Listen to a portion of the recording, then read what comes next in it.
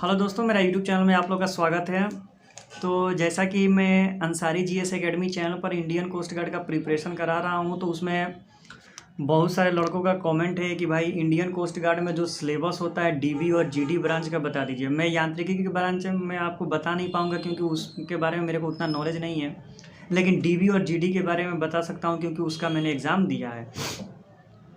तो अगर मैं डीबी और जीडी का दोनों कंबाइन करके बताऊंगा तो फिर खिचड़ी मिचड़ी हो जाएगी और समझ में नहीं आएगा। तो मैं सोच रहा हूँ कि पहले मैं आपको डीबी के बारे में बता देता हूँ और देन आफ्टर आपको जीडी के बारे में नेक्स्ट वीडियो में बता दूंगा।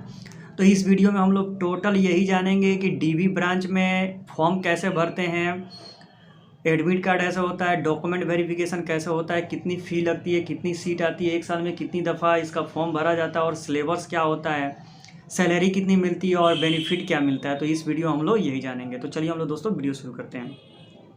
तो सबसे पहले आप लोग समझ लीजिए, इंडियन कोस्ट गार्ड में 3 ब्रांच के लिए फॉर्म आता है। एक डीबी के लिए आता है जिसे डोमेस्टिक ब्रांच कहते हैं, दूसरा जीडी के लिए आता है जिसे जनरल ड्यूटी कहते हैं, और तीसरा यांत्रिकी के लिए आता है जिसमें मैकेनिकल इंजीनियरिंग वगैरह लड़के उसमें सेलेक्ट होके जाते हैं।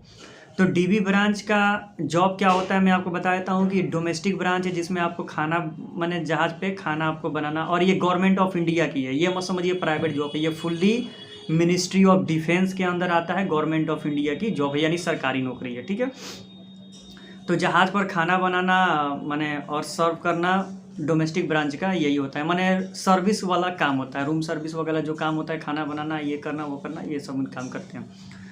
तो अब चलते हैं हम इसके बारे में। तो देखिए, इंडियन कोस्ट गार्ड की जो फॉर्म आना शुरू हुई है वो साल में 2 बार आती है, 6-6 महीने पर। ठीक है, तो समझ जाइए कि अगर इस बार आप मिस कर गए हैं तो अगले बार फॉर्म भरिएगा। तो जो लड़के अभी इस बार फॉर्म भरे हुए हैं उनका मैं बता देता हूँ कि एलिजिबिलिटी 10th पास थी, किसी भी बोर्ड से हो आप, बस ओपन स्कूलिंग नहीं होना चाहिए, यानी ये ओपन बोर्ड से आपको पास नहीं होना चाहिए। परसेंट डजेंट मैटर, परसेंट का उसमें कोई बात नहीं है। एज लिमिट की बात कर लें तो एज आपका 18 से 22 साल के बीच होना चाहिए। अगर आप ओबीसी से हैं तो एज में 3 साल एक्स्ट्रा छूट मिलेगी। अगर आप एसटी और एससी से हैं तो आप 5 साल एक्स्ट्रा और फॉर्म फिलअप कर सकते हैं। ये मैंने आपको ये चीज़ें बता दी। अब हम लोग जान लेते हैं इसके बारे में कि जब आप फॉर्म फिलअप कर देते हैं, डॉक्यूमेंट वगैरह सब सबमिट कर देते हैं, तो जब आपकी एडमिट कार्ड आएगी, तो अभी मैं बता रहा हूँ कि जो लड़के अपना 14 जनवरी तक लास्ट फॉर्म का डेट था, तो जो लड़के अपना सबमिट कर देंगे उनका एडमिट कार्ड आ जाएगा। फरवरी तक में भी हो सकता है कि आ जाए। एग्ज़ाम जो नोटिफिकेशन में लिखा हुआ है वो आपका है मिडिल मार्च होगा या एंड ऑफ द मार्च होगा, लेकिन हो सकता है कि किसी कारणवश डेट बढ़ भी जाए, क्योंकि कोविड की वजह से लेके क्या क्या हो रहा है कुछ पता ही नहीं चल रहा है। यानी आप मार्च तक अपना प्रिपरेशन कर लीजिएगा, मार्च तक आपका हो सकता है कि एग्ज़ाम हो जाए।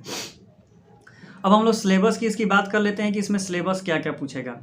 तो जो पहले क्वेश्चन है कि अगर आप डीबी ब्रांच का फॉर्म भरे हैं तो सेक्शन 1 यानी आपको एक ही एग्ज़ाम देना पड़ेगा, एक ही पेपर देना पड़ेगा। 60 क्वेश्चन होंगे, 60 नंबर का क्वेश्चन होगा, यानी 1 नंबर का 1 क्वेश्चन होगा, और जो आपको टाइम मिलेगी वो 45 मिनट मिलेगी। या सही समझे आप, 60 क्वेश्चन 60 नंबर का और 45 मिनट में आपको कंप्लीट करना है। ठीक है, और इसकी पासिंग मार्क्स की बात करें तो अगर आप ओबीसी से या ईडब्ल्यूएस से या जनरल कैटेगरी से हैं तो आपको 60 में 30 नंबर लाना पड़ेगा। और इसमें अभी तक निगेटिव मार्किंग की कोई चर्चा नहीं है, नो निगेटिव मार्किंग। लेकिन जब एडमिट कार्ड आएगा तो आप ध्यान से उसको पढ़ लीजिएगा कि निगेटिव मार्किंग है कि नहीं। नोटिफिकेशन में तो अभी कोई निगेटिव मार्किंग नहीं है। यानी 60 में अगर आप अगर आप 60 में ईडब्ल्यूएस या अनरिजर्व कैटेगरी से और या ओबीसी से आते हैं तो 30 नंबर लाएंगे तो आप क्वालिफाई हो जाएंगे पीएफटी के लिए। और जो लड़के एसटी और एससी से बिलोंग करते हैं वो 27 नंबर लाएंगे तो क्वालिफाई हो जाएंगे। ठीक है, और जो इंडियन कोस्ट गार्ड की अभी का जो फॉर्म भरा है उसकी सीट टोटल डोमेस्टिक ब्रांच की 35 सीट है, जिसमें 12 सीट अनरिजर्व के लिए है और ईडब्ल्यूएस के लिए 2 है, ओबीसी के लिए 9 है और एसटी के लिए 7 है और एससी के लिए 5 है। टोटल 35 सीट आई हुई है। ये मैंने बता दिया कि पासिंग मार्क्स 30 नंबर का जनरल के लिए, ओबीसी के लिए और एसटी एससी के लिए पासिंग मार्क्स जो है आपका 27 है। और इसकी मैं सिलेबस की बात कर लूँ तो टोटल 60 नंबर का क्वेश्चन होगा और 60 क्वेश्चन होंगे।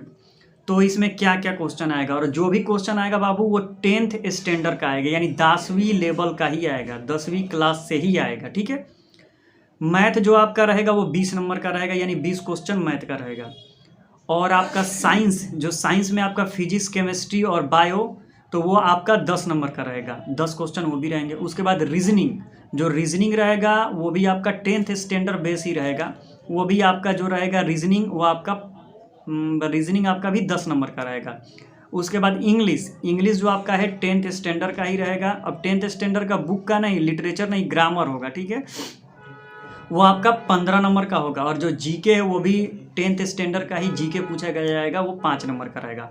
टोटल 60 नंबर के क्वेश्चन रहेंगे और आपको सॉल्व करना है। जैसे मान लीजिए कि आपने सॉल्व कर दिया और आपका रिजल्ट भी आ गया, ठीक है, आप क्वालिफाई हो गए, तब फिर आपको क्या करेगा, पीएफटी के लिए बुलाया जाएगा।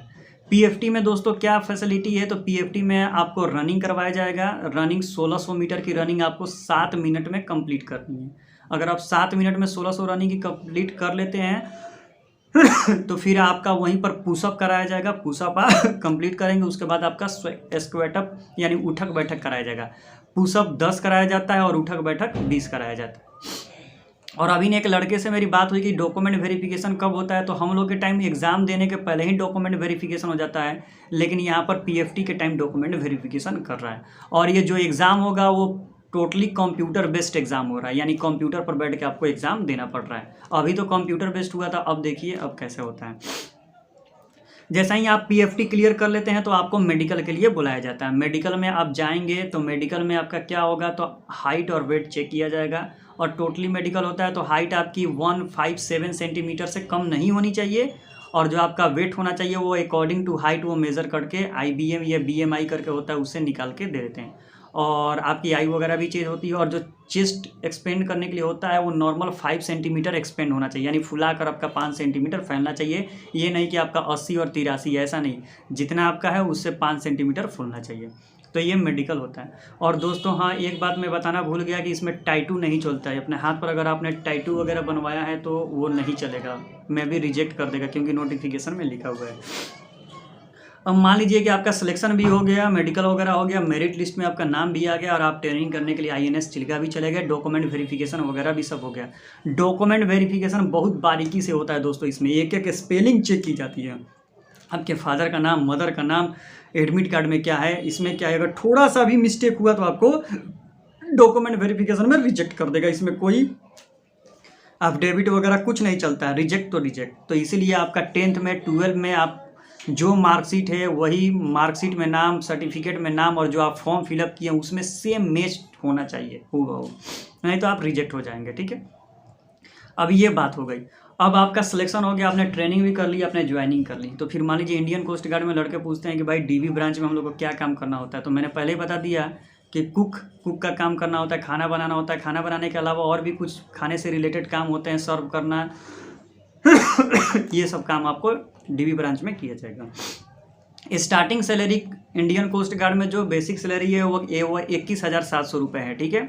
और उसमें प्रोविडेंट फंड हुआ या होम अलाउंस मिला, वो मिल के अब कितना पहुंच जाता है ये मेरे को पता नहीं है, लेकिन 21,700 रुपये बेसिक सैलरी आपको मिलेगा। उसमें PF वगैरह क्या ऐड करके 6,000 की 7,000 क्या मल के आपको कितना पहुंचेगा, वो जब सैलरी मिलेगा तब आपको पता चलेगा। उसके बाद ये हो गया, ठीक है। अब छुट्टी की हम लोग बात कर लें तो कि इंडियन कोस्ट गार्ड में छुट्टी कितनी मिलती है। तो इंडियन कोस्ट गार्ड में एक साल में 45 दिन का छुट्टी मिलता है, ठीक है। अब आप 45 दिन का छुट्टी एक साल में जब मन करे तब आप लीजिए, ठीक है। और इमरजेंसी जो छुट्टी होती है वो 8 दिन के लिए मिलती है। मान लीजिए कि आपके घर पर कोई इमरजेंसी काम आ गया, या अल्लाह ना करे किसी का डेथ हो गया, या शादी विवाह है, या आपको इमरजेंसी कोई काम के लिए आना ही है, तो 8 दिन के लिए आप एक साल में इमरजेंसी छुट्टी ले सकते हैं। और 45 दिन आपको एक साल में छुट्टी मिलेगी, यानी टोटल आपको 53 दिन की छुट्टी मिलेगी एक साल में। वैसे हम लोग देखें तो सरकारी कैलेंडर देखें तो उसमें एटलीस्ट 60 दिन 51 दिन वैसे छुट्टी होती है। तो आई थिंक दोस्तों मैंने आपको इंडियन कोस्ट गार्ड के बारे में बता दिया। और इंडियन कोस्ट गार्ड में आपको कैंटीन की भी फैसिलिटी मिलती है, इंडियन कोस्ट गार्ड में आपको मेडिकल का भी फैसिलिटी मिलता है, इंडियन कोस्ट गार्ड में आपको पेंशन, तो मैंने पेंशन की वहाँ पर बात की तो वहाँ पर पेंशन में लिखा हुआ था नेशनल पेंशन स्कीम, ये कोई स्कीम है उसके अंतर्गत मिलता होगा, लेकिन कौन सा पेंशन वो मेरे को नहीं पता है। और लोन भी आप माने इंडियन कोस्ट गार्ड में जॉब है तो आपको लोन भी मिल सकता है, ठीक है। तो यही दोस्तों वीडियो अच्छा लगे तो चैनल को सब्सक्राइब कीजिए। और मैं एक ट्राई करूँगा कि रोज़ एक प्रैक्टिस सेट आपके लिए लाता रहूँ। तो दोस्तों thank you so much for watching this video.